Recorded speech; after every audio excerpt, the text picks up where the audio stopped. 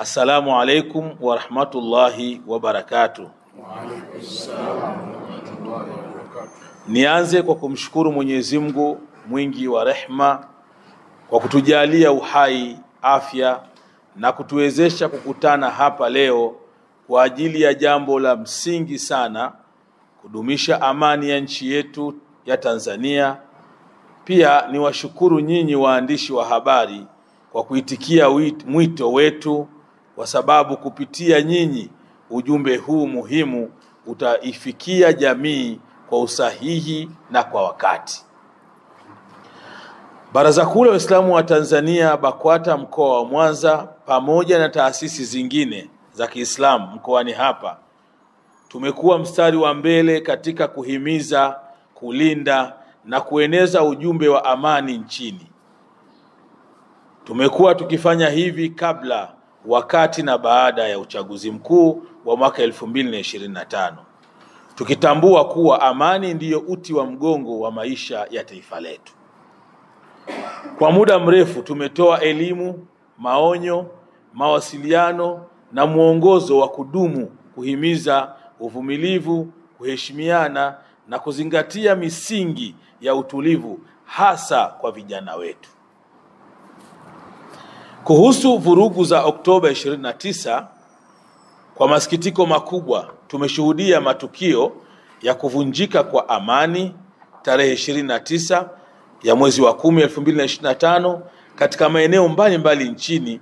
Matukio hayo yamesababisha vifo vya watu wasio na hatia, uharibifu wa mali za umma na binafsi, hofu kwa wananchi na kuharibiwa kwa taswira ya taifa letu la amani.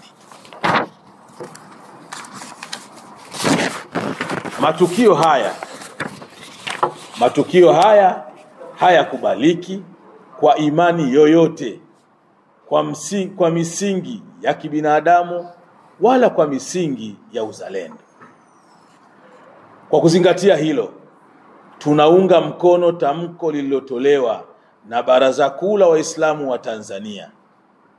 Kwa kuzingatia hayo, narejea, sisi viongozi wa Kiislamu ndani ya mkoa wa Mwanza tunaunga mkono tamko lililotolewa na Baraza Kuu la Waislamu wa Tanzania BAKWATA na taasisi nyingine za Kiislamu nchini, lililosomwa na Sheikh Isa Othman Isa, likisisitiza umuhimu wa kudumisha amani kama nguzo kuu ya taifa. Mtakumbuka Mheshimiwa Mufti na Sheikh Mkuu wa Tanzania Daktari Sheikh Abubakar bin Zubair bin Ali Mbwana Mujaddidul Asri, huu umekuwa ni muendelezo wa kazi zake kuipigania, kuitetea nchi yetu na kuhakikisha nchi yetu inadumu amani yake. Wito wa viongozi wa dini, tunapenda kusisitiza hoja kadhaa muhimu zilizotolewa na viongozi wetu wa kitaifa wa Kiislamu. Moja, tunaiomba serikali kufanya uchunguzi wa kina dhidi ya watu waliodaiwa kuchochea machafuko na kuhakikisha haki inatendeka kwa wote bila upendeleo. Mbili, tunawasihi Watanzania wote na Waislamu kwa namna ya pekee kuendelea kuwa watulivu, kushirikiana na vyombo vya dola na kutafuta majawabu kwa njia ya mazungumzo badala ya vurugu. Tatu, tunawakumbusha vijana kuwa haki inayopatikana kupitia fujo, vurugu haziwezi kuleta mafanikio, bali maumivu, hasara na majuto. Tunawataka viongozi wa dini na wanasiasa kumwogopa Mwenyezi Mungu na kuacha kabisa tabia ya kuchochea vijana katika mambo yenye kuleta madhara kwa nchi. Amani tulionayo si udhaifu, ni nguzo ya ustaarabu. Hatutachoka kuihubiri hata ikionekana kama kuna wanaoitafsiri vibaya au kuiona kama udhaifu. Kwa hiyo ombi letu sisi viongozi wa Kiislamu katika mkoa wa Mwanza, Baraza Kuu la Waislamu wa Tanzania na taasisi zote za Kiislamu katika mkoa wetu, tunaendelea kuhimiza kudumisha amani na utulivu wa nchi yetu, na kila familia iwe na utaratibu wa kukaa kikao na vijana wake kuhakikisha inawaasa na kuwaelekeza umuhimu wa kulinda amani, kwa sababu amani ndiyo kila kitu. Jambo la pili, ndugu waandishi wa habari, tumeitana hapa ni pamoja na kuunga mkono na kupongeza hotuba nzuri ya heshima ya Mheshimiwa Rais wa Jamhuri ya Muungano wa Tanzania alipokuwa akifungua bunge la Jamhuri ya Muungano wa Tanzania, bunge la 13, ambayo hotuba hiyo ameitoa tarehe 14 ya mwezi huu wa 11 mwaka 2025. Mbali ya kuiangalia na kuisikiliza, sisi viongozi wa dini katika mkoa wa Mwanza tumeisoma na kuipokea kwa faraja kubwa hotuba ya Mheshimiwa Rais Mama Samia Suluhu Hassan aliyotoa wakati wa ufunguzi wa bunge la 13 tarehe 14 Novemba 25. Hotuba hiyo imejaa hekima, ukomavu wa uongozi na maono mapana ya kulijenga taifa. Mheshimiwa Rais ametupa dira ya taifa tunayoitaka, dira ya amani, umoja, maridhiano na uzalendo. Katika hotuba yake ameeleza kwa uwazi na kwa msisitizo mambo muhimu ambayo yanagusa mustakabali wa nchi yetu. Nukta chache za rais kuhusu maridhiano naomba tuzipitie hapa. Tunapongeza hatua ya Mheshimiwa Rais kuonyesha dhamira ya dhati ya maridhiano nchini, hususan pale aliposema, na nukuu, serikali imeahidi kuanza kulifanyia kazi swala la mabadiliko ya katiba kwa kuanza na tume ya usuluhishi na maelewano. Rais akasema, sitachoka kunyoosha tena mkono wa maridhiano. Ni matumaini yangu kuwa wadau wa kisiasa wataupokea kwa dhati mkono wa maelewano. Rais akasema, ni jukumu letu sasa kujielekeza kwenye maboresho hayo kwa utashi wetu bila shinikizo lolote. Mwisho wa kunukuu. Haya ni maneno ya kiongozi anayejenga sio kubomoa, anayepatanisha sio kuwagawa watu, na anayelinda amani kama urithi wa taifa letu. Ndugu waandishi, kwa msingi huo BAKWATA mkoa wa Mwanza kwa kushirikiana na taasisi zingine za Kiislamu tunaunga mkono kwa nguvu zote dhamira hii njema ya kujenga Tanzania yenye maridhiano, maelewano na mazungumzo ya heshima. Ndugu waandishi wa habari, nafasi ya maridhiano katika Uislamu, kauli ya Mheshimiwa Rais kuhusu kuendelea kunyoosha mkono wa maridhiano inapata uthibitisho na uzito mkubwa katika mafundisho ya Uislamu. Qur'ani na Sunna zote zimeweka msisitizo wa juu katika swala zima la suluhu, maelewano na kusameheana. Mfano, ukisoma Qur'ani Surat al-Hujurat aya 49, sura ya 49 aya 9, Mola wetu Allah subhanahu wa ta'ala amesema, wa in ta'ifatani minal mu'minina iqtatalu fa aslihu bainahuma, ila akhir al-aya. Tena mfano kule mwisho Mwenyezi Mungu anasema, fa aslihu bainahuma bil adli waqsitu inna Allaha yuhibbul muqsitin. Qur'ani imeeleza wazi juu ya swala la suluhu, juu ya swala la maridhiano. Mungu anasema, na kama wawili wamefarikiana basi patanisheni baina yao kwa uadilifu, hakika Mwenyezi Mungu anawapenda wafanyao uadilifu. Kwa tendo la Mheshimiwa Rais kukubali kufanya sulhu, maridhiano, hili ni jambo kubwa ambalo ndani ya Qur'ani limesajiliwa kitambo toka karne ya 7, Aya hii inaonyesha kuwa maridhiano ni kheri na ni jukumu la kiimani. Pia Mwenyezi Mungu ametutaka akasema wasulhu khair. Hii ni surati An-Nisa aya 4, sura ya 4 aya 128. Hii aya inaonyesha kuwa chochote kinacholeta mapatano na kuzuia uhasama huwa bora zaidi mbele ya Mwenyezi Mungu Subhanahu wa Ta'ala. Mtume wetu Muhammad sallallahu alaihi wasallam amesema hawatapungua mali kwa kutoa msamaha. Ni hadithi ya Tirmidhi. Yani haupungukiwi na chochote kwa wewe kutoa msamaha. Makusudio ni kuwa msamaha na maridhiano hujenga. Hivi viwili vinajenga na havibomoi. Hayabomoi sawa sawa na dhamira ya rais ya kujenga taifa kwa misingi ya maelewano.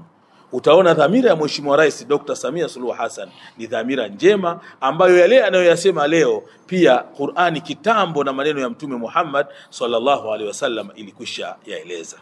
Pia Mtume Muhammad sallallahu alaihi wasallam anasema muungano wa watu na suluhu kati yao ni bora kuliko daraja ya kufunga na kuswali sunna.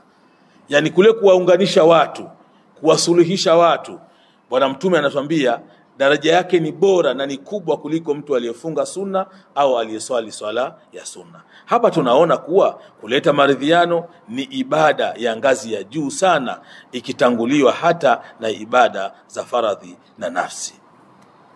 Wito kwa vijana. Tunaungana na wito mzito uliohutubiwa na Mheshimiwa Rais akizungumzia kundi muhimu la vijana wakati akisema, namnukuu rais, anasema nchi hii imejengwa kwenye misingi ya amani na utulivu wa kisiasa. Msikubali hata siku moja kushawishiwa kuichoma nchi yenu wenyewe. Msikubali kukata tawi la mti ambao mmelikalia nyinyi ndio walinzi na wajenzi wa taifa hili, na wasihi kamwe msije kuwa wabomoaji wa taifa lenu. Mwisho wa kunukuu. Maneno haya yanaakisi ukweli kwamba vijana ni nguvu ya taifa na mustakbali wa kesho. Kwa hiyo tunawahimiza vijana wote kusimama upande wa amani, kutafakari kabla ya kutenda, kutoruhusu kutumiwa kisiasa na kutafuta haki au madai yoyote kwa njia ya mazungumzo, sio fujo. Aidha tunaungana na huruma ya Mheshimiwa Rais Dr. Samia Suluhu Hassan kwa kusema pale aliposema, kwa wale ambao wanaonekana walifuata mkumbo na wakudhamiria kufanya uhalifu wafutiwe makosa yao. Huu ni uongozi wa mama anayejenga vijana, anayewalea na anayewatakia mema. Kwa hakika sisi viongozi wa Kiislamu ndani ya mkoa wa Mwanza tunampongeza sana kwa unyenyekevu huo, na ahadi hiyo na maelekezo hayo aliyoyatoa yameonyesha wazi kwamba ni kiongozi anayejitambua na anayejua kwamba anatakiwa au anataka kuipeleka nchi mahala gani pazuri zaidi. Msimamo wa Uislamu kuhusu vijana na amani. Wito wa Mheshimiwa Rais kwa vijana kuacha kufuata mkumbo, kutokata tawi wanaolikalia na kutotumiwa vibaya unalingana moja kwa moja na msingi ya Uislamu. Qur'ani inawahimiza vijana kuwa nguvu ya mema. Pale Mwenyezi Mungu aliposema katika sura Al-Kahf sura ya 18 aya 13, hakika wao walikuwa vijana wema, waliamini Mola wao, nasi tukawazidishia uongofu. Aya hii inatufundisha kuwa vijana wanapokuwa na msimamo thabiti wa mema, taifa linapata nguvu na uongofu. Mtume wetu Muhammad sallallahu alaihi wasallam akasema kuhusu kijana na mcha Mungu, kati ya watu 7 watakaopata kivuli cha Mwenyezi Mungu siku ya Kiyama, siku ambayo hakuna kivuli ila kivuli chake, mmoja wao Mtume anasema ni shabun nashaa fi ibadati rabbih, ni kijana aliyekuwa katika malezi na katika mfumo wa kumhofu Mungu na kumjua Mungu. Kwa hapa utaona vijana wana nafasi kubwa. Sanjari na hilo, utaona kuna kazi kubwa pia kwa walezi na wazazi kuhakikisha tunaendelea kulea vizuri, kuhakikisha tunatoa mafundisho yanayopaswa. Tumrejee mufti na shekhe mkuu wa Tanzania Daktari Sheikh Abubakar bin Zubair bin Ali, katika swala zima la mmomonyoko wa maadili alifika mahala akatunga kitabu kinaitwa Mmomonyoko wa Maadili, nani alaumiwe? Jawabu ni rahisi, kwamba kila mmoja wetu Mtanzania, mwanamama kwa maana mwanamke, mwanamume, mzazi, mlezi, ahakikishe mawaidha yake, mafundisho yake ni kuifanya jamii iwe jamii sikivu, jamii yenye adabu, jamii yenye heshima. Kuhusu kuto kutumiwa na wanasiasa au wachochezi, Qur'ani inasema wala tuti' kulla halafin mahin hamazin masha'in binamim. Mwenyezi Mungu anasema wala msifuate kila msemaji wa uongo, mchochezi wa fitna. Hiyo ni Qur'ani, sura al-Qalam, sura ya 68 aya ya 10 na 11.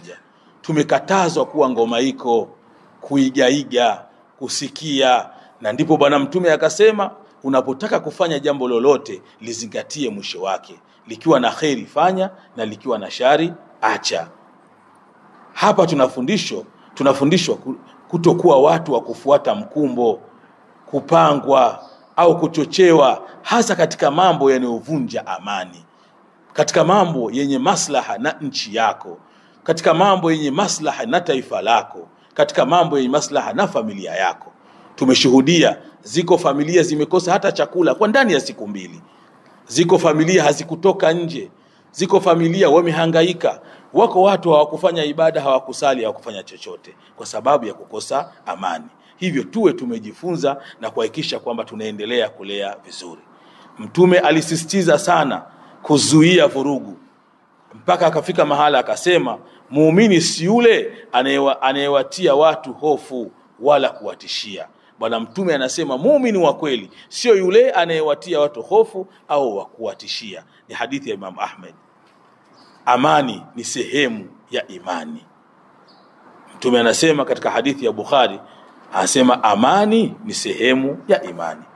Hivyo tunawakumbusha vijana kuwa walinda watu dhidi ya hofu na vurugu ni sehemu ya imani ya Muislamu. Kuhusu kusamehe wale waliofuata mkumbo, kama alivyonena Mheshimiwa Rais, Qur'ani imesema wazi walisamehe na waache mambo. Je, hampendi Mwenyezi Mungu akusameheni nyinyi? Hiyo ni sura An-Nur, sura 24 aya 22. Kwa hiyo huruma ya rais kwa vijana ni sawa na huruma ya Kiislamu inayotaka kurekebisha badala ya kubomoa. Ndugu waandishi wa habari, wito wa BAKWATA mkoa wa Mwanza na taasisi za Kiislamu kwa taifa letu la Tanzania, tunatoa kauli zifuatazo. Kwa serikali na vyombo vya dola, kuendelea kufanya uchunguzi wa haki kuhusu chanzo cha machafuko kama ilivyosema kwenye tamko letu la viongozi wetu wakuu wa Dar es Salaam, viongozi wa kitaifa. Nukta ya pili, tunaiomba serikali kuwasaidia watu wote walioathirika na matukio ya vurugu, kuendelea kuweka mazingira salama, shirikishi na yenye haki kwa wananchi wote. Kwa wanasiasa, sisi viongozi wa Kiislamu mkoa wa Mwanza tunasema kutanguliza maslahi ya taifa, ndugu zetu wanasiasa, kabla ya maslahi binafsi au ya kichama, kuacha kutumia lugha za uchochezi, kejeli au zinazowagawa wananchi, kupokea kwa dhati mkono wa maridhiano ulionyooshwa na serikali kwa maana na rais wetu Daktari Samia Suluhu Hassan. Na Mungu wetu ndani ya Qur'ani amesema kule wa injanahu laka lisalmi fajnah laha. Rais amenyoosha mkono wa amani, mkono wa maridhiano, mkono wa salama, basi ni vema ndugu zetu wanasiasa muupokee mkono huo na kuweza kuukumbatia na kuufanyia kazi, ili tufikie lengo la nchi yetu ibaki kwenye heshima yake na ibaki kwenye sifa yake. Kwa vijana, taifa linawategemea. Msikubali kutumiwa vibaya. Mabadiliko ya kweli huja kwa njia ya mazungumzo, si fujo. Kumbukeni, kila mmoja wenu ana nafasi ya kujenga au kubomoa nchi. Chagueni kujenga nchi yenu. Kwa wananchi wote, kudumisha amani, uvumilivu, kuheshimiana, kufanya maombi na dua kwa ajili ya nchi yetu, kuepuka kusambaza taarifa za uongo au uchochezi mitandaoni. Yote hayo tuyaepuke, ndugu wananchi. Ushauri kwa jamii. Sisi viongozi wa Kiislamu kupitia Baraza Kuu la Waislamu wa Tanzania BAKWATA na taasisi zote za Kiislamu katika mkoa wetu wa Mwanza, tunapenda kuikumbusha jamii kwamba maendeleo ya kweli hujengwa juu ya misingi ya moyo mwema, mshikamano na kutotanguliza husuda. Ni muhimu kuacha tabia ya kuchochea chuki, kuhamasisha hasadi na kuenea wivu, neema ya mwingine kuifikiria vibaya bila ushahidi, kisha kufanya maamuzi ya kuumiza kwa dhana. Mfano, kama kudai mali fulani au mradi fulani ni wa mtoto wa rais fulani, ni ya mtoto wa waziri mkuu fulani, ya mtoto wa mtu fulani, au ni mali ni ya kiongozi fulani mstaafu. Huku ni kupanda mbegu mbaya ya chuki na mgawanyiko. Jamii inapaswa kuelewa kwamba maisha bora hutokana na juhudi binafsi, nidhamu, ubunifu, lakini bila kusahau na kadari ya Mwenyezi Mungu. Tuache kupanda mbegu chafu za husuda na fitna, badala yake tuijenge jamii yenye kupongezana, kushirikiana na kuinuana. Taifa lenye watu wenye roho safi hujenga ustawi, lakini taifa lenye watu wanaochochea uhasama hujiharibu lenyewe. Ushauri kwa viongozi wa dini. Ushauri huu tunaotoa kwa baadhi ya viongozi wa dini, na hapa naomba nieleweke vizuri. Sisi viongozi wa dini ya Kiislamu katika mkoa wa Mwanza, Baraza Kuu la Waislamu wa Tanzania BAKWATA, lakini na taasisi zote ambazo tumekutana leo, tunashauri baadhi ya viongozi wetu wa dini. Kwa upande wa viongozi wa dini, tunapaswa kukumbuka kwamba sisi ndio walezi wa kada zote, iwe vijana, wanawake, wazee, wafanyabiashara, viongozi wa jamii yoyote pana. Hivyo kwa nafasi yetu tunapaswa kupima maneno kabla ya kusema, kwani neno lina uwezo wa kujenga au kubomoa. Ndugu waandishi wa habari, tunaendelea kuwashauri baadhi ya viongozi wetu wa dini. Ni jambo la kusikitisha kiongozi wa dini kusema maneno anayojua wazi yatapasua, yataumiza au kupandikiza chuki. Hilo si ishara ya ukomavu, ni ishara ya utoto wa kiroho na kushusha heshima ya nafasi ya uongozi wa dini. Kauli kama waliotetea amani walitetea kwa maksudi ama kwa ujinga, kauli kama hizi hazistahili kutamkwa na mtu mzima, tena kiongozi wa dini. Tunasihi sana baadhi ya viongozi wa dini tujitambue. Sisi Waislamu, mufti wetu alitupa msemo na tumeupitisha kama ni msemo wetu rasmi: jitambue, badilika, acha mazoea. Jitambue, we ni nani? Una nafasi gani? Una heshima gani? Wakati unasema neno hili umemuumiza nani? Aliyelisema huenda kiongozi mwenzio wa dini, unamwambia mjinga. Sote tunafahamu umuhimu wa amani. Mtu anayebeza amani, mimi sijui kama kuna mtu anabeza amani, lakini akiwepo mtu anayebeza amani, labda ni mtu asiye na cha kupoteza.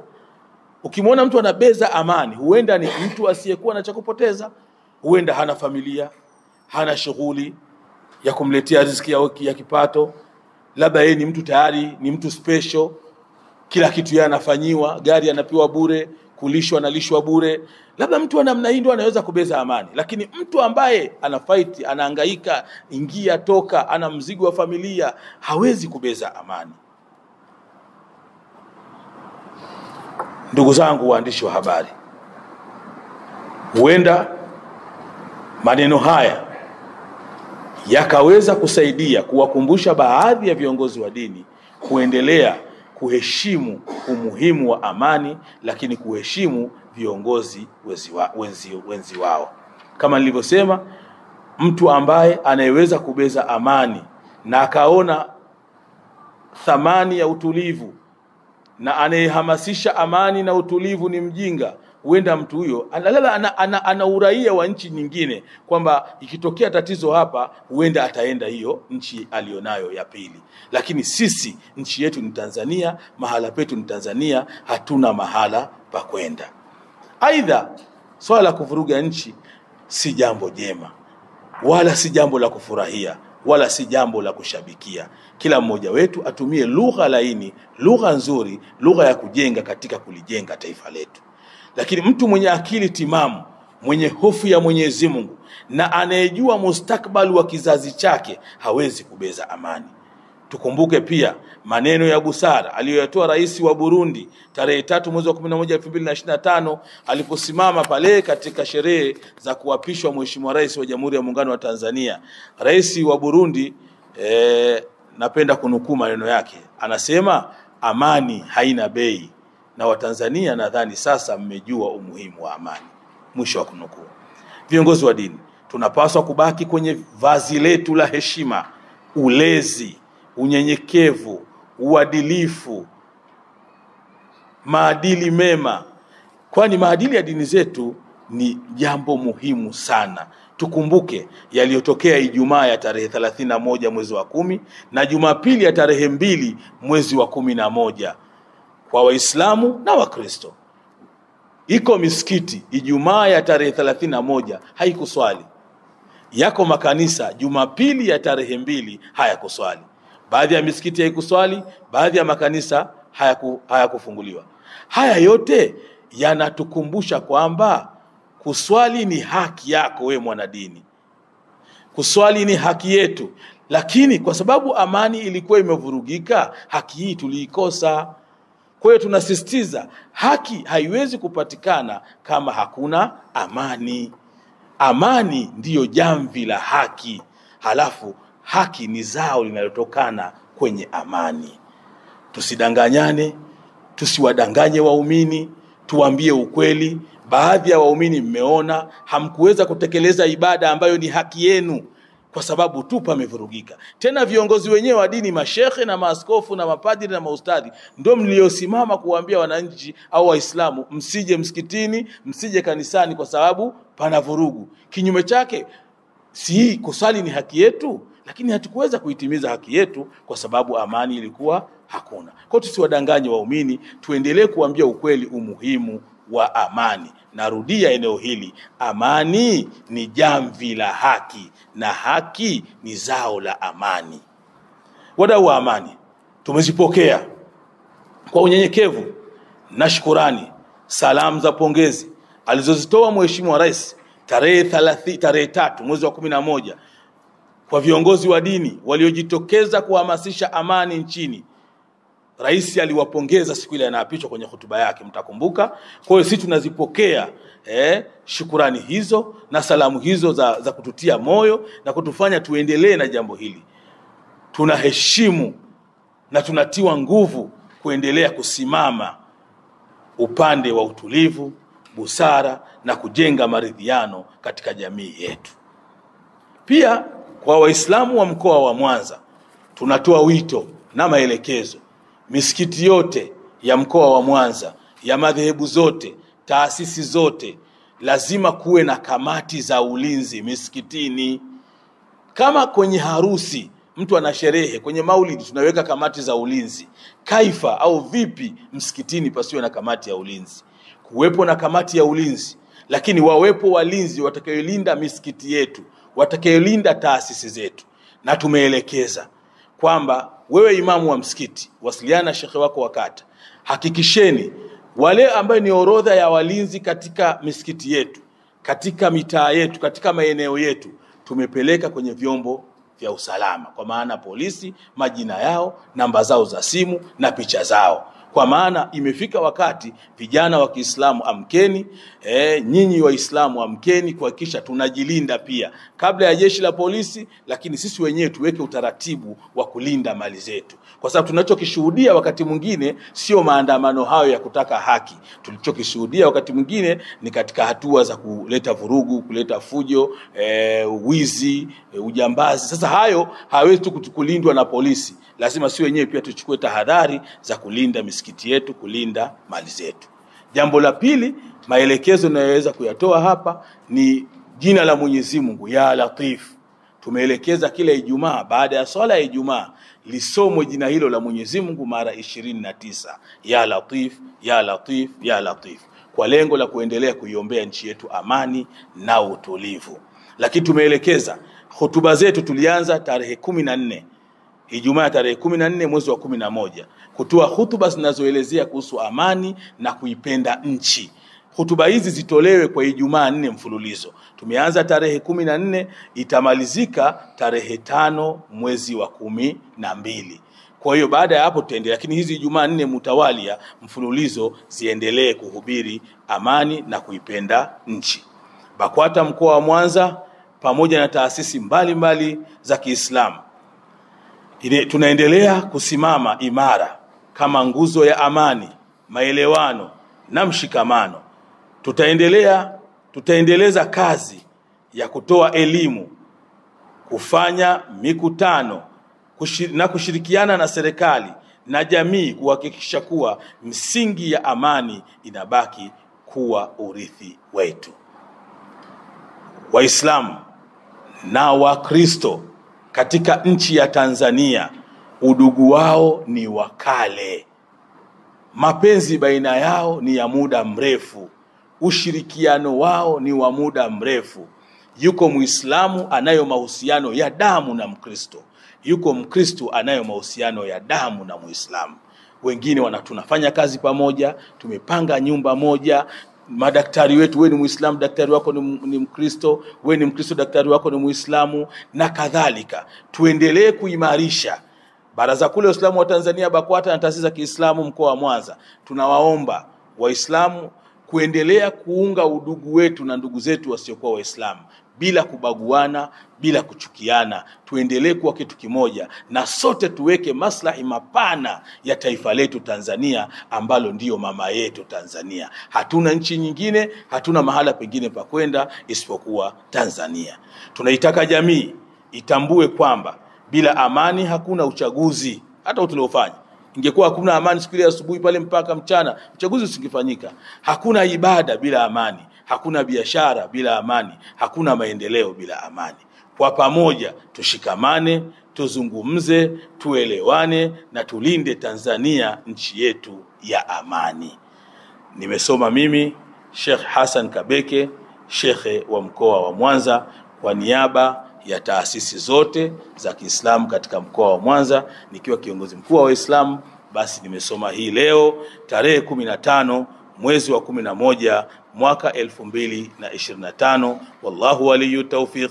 Wassalamu alaikum wa rahmatullahi wa barakatuh.